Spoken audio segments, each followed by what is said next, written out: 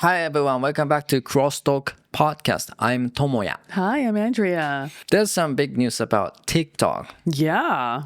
It might disappear from America. Yeah. This is big news. Yeah, it is. For those people using TikTok a lot, maybe not our listener, but younger people especially. Yeah, but I think a lot of people use TikTok. Oh yeah? Yeah. I use TikTok for specific reason. Uh-huh. Yeah. I don't use it, but I understand why it's appealing. Yes. Because it's like a trap. Oh, that's why I don't use it. Yeah, me neither. Actually, President Trump decided to ban this app. Yeah, so it's it's a really convoluted story. But when he was president the first time, he tried to get this app banned in America. Yes, I kind of remembered. Okay, I don't, which is not surprising because I have a terrible memory sometimes. Because he hates China. Yeah, there was some anti-China stuff going on at the time because of the pandemic, but also, oh yeah, I do remember that. There was some business negotiation issues between the USA and China too. For some reason, he decided to bring TikTok back. Well, it never got banned officially the first time he was president. He wanted it banned, but it didn't get banned. Right. And then now that he's president again, before he took office on January 20th, he said that he will ban it in America. So leading up to his inauguration, the day when he started being president, he was planning to ban it. And then the TikTok company, whoever owns TikTok company, they decided to suspend service on January 18th. Yes. So they stopped allowing the app to be downloaded in America. So American users would open their smartphones, try to look at TikTok, and they would get an error message saying, this app isn't available to you. And then on January 20th, when Trump became president again, for some reason, he signed a 75-day, kind of an extension. So people can use it for 75 more days while they decide what to do. And the reason he wants to ban it is because of business. It's a business negotiation problem. The company that owns TikTok in China, I guess some company in America wanted to buy it, or they wanted to buy the rights to use it, and the Chinese company refused to sell it. It's very complicated anyway. It is. So it's just basically a business fight, a business battle. I see. So TikTok has been used by a 1 billion user. Wow. American that's a lot. user. American users, 1 billion. Just American user. That's a lot of people. It is. So I thought, this is maybe the reason he wanted to keep it alive. It's a business. It's a money thing. It's a business reason. Yeah. So looking at TikTok, I don't use it very much because when TikTok first started out, it was kind of being used mostly by really young people as dance videos. Right. And I'm not a young person and I don't do dance. So I downloaded it. I had it for a few weeks and I thought, this isn't really my thing. So I took it off my phone. But recently there's a lot more content other than just dance, right? Right. What kind of stuff is on there? Do you use it? I don't use it, but there's so much how-to videos. Oh, okay. That's useful. And what else? Anyway, there's so many kind of videos on this TikTok platform. Okay. And especially vertical videos gotten really popular. Okay. Like 縦動画, Yeah, because YouTube is yoko. Yes. It's horizontal. Yes. TikTok started this vertical videos, I think. Okay, yeah. And then Instagram has started copying that. They let you do that now too in what they call a reel. Yes. It's a tate doga, right? Up and down, vertical video. Yes.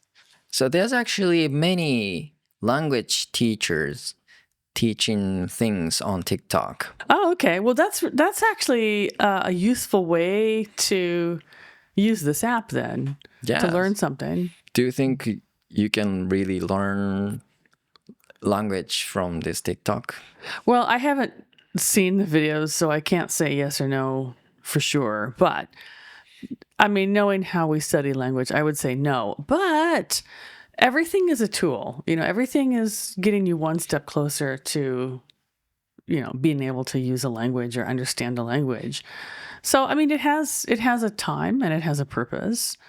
I can see how this would be very useful for like short videos, maybe like one point language learning, or, just to fill in, you have a few minutes when, you're in the bathroom, or, you have a few minutes while you're waiting for someone, you can learn something just in a few minutes. That's useful, I think. Exactly. Yeah. Like you can do mini challenges every day. Yeah. And also, I think having something visual like a video, it keeps people interested in the topic or whatever. So, being able to show something on a screen, it keeps, especially for young people, it keeps their motivation high for language learning. So that's also a plus. Yes. For those younger people, they get bored easily. Right. So, well, not only younger people, everyone. so fun language learning video. Yeah. I understand why they attract these people. Yeah, definitely. Yes. I have tried making these fun language learning videos, but it's really hard for me to make. Okay, yeah. It is hard to make. Because I'm not an interesting person, or I'm not a comedian. So. Right. Well, I mean, the people who can make them, more power to them. Good for them. Right. So I think a lot of people don't like studying language from a textbook.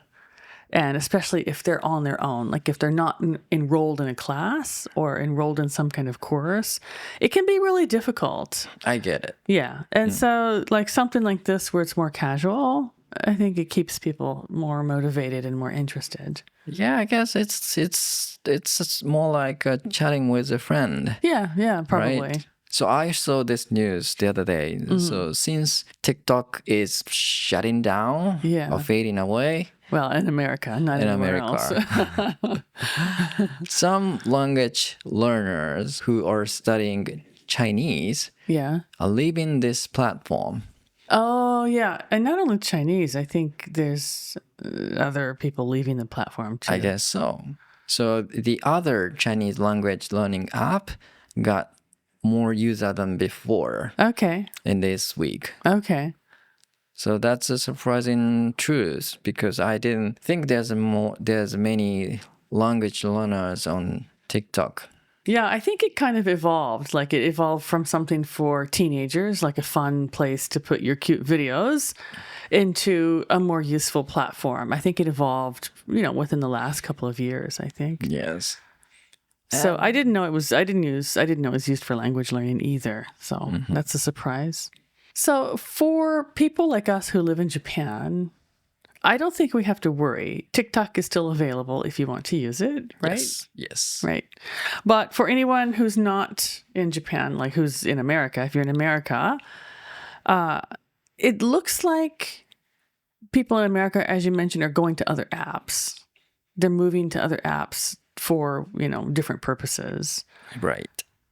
And one app that people are using, which I have not started using, is called Blue Sky. That's a famous one. Okay. Have you used this before? I think I made an account, but I haven't used it yet. Okay. And there's another one called Red Door or something? Red Door. I don't know Red that. something. Is that a Chinese app? Yes, it's also Chinese. Different company, but kind of similar to TikTok, I think. Where it's a video sharing app. Okay. So people wanna keep watching these vertical videos, I guess. I don't know if they're vertical or not, but I assume they are. I think it's a very similar thing to TikTok. What are some other language apps if people want to look at language apps? Because I think you know more about this than I do. Yes, I did research on this language learning app. Duolingo is the most popular one. Oh, okay. Yeah, actually, a lot of my friends use Duolingo for other languages, not only English, but you can learn any language. And there's some apps called Speak Buddies, Elsa, and then something more. There's a lot of different apps that are coming up for language learning and also as replacements for TikTok. Yes. Yeah.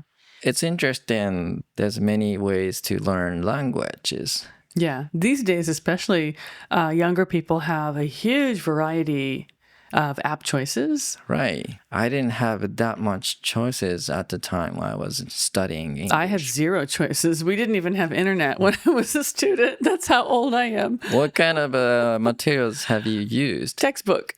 Textbook. That's a most boring item. Yep.